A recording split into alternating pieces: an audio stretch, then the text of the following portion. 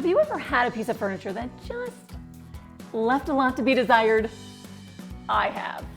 They were these bar stools. We have them in one of our short-term rentals, and they were outdated, beat up, scuffed, and made with fabric that had certainly seen better days. It was time for an upgrade. But after a recent kitchen renovation, I didn't want to spend any more money on brand new bar stools. So I looked at the positive.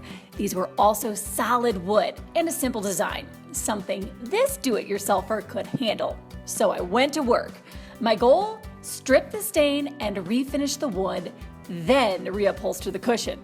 Step 1, I prepped my space.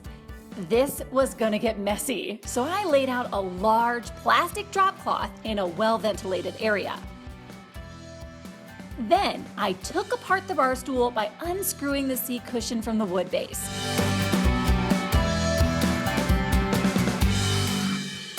I set the cushion aside in a safe place, we'll get to that upgrade later, and sat down to clean the bar stool. I wanted all that grime off of it before I dealt with the stain.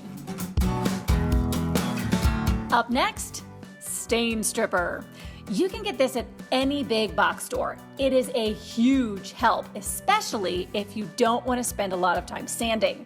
I put this on with a couple of coats. It takes a bit of elbow grease to scrape off the finish, but it is a process well worth the work. The first coat took off the poly finish, the second removed some of the stain. You can see that my bar stool now had an uneven finish, but I was fine with that. I cleaned it off again and then got out my handheld power sander.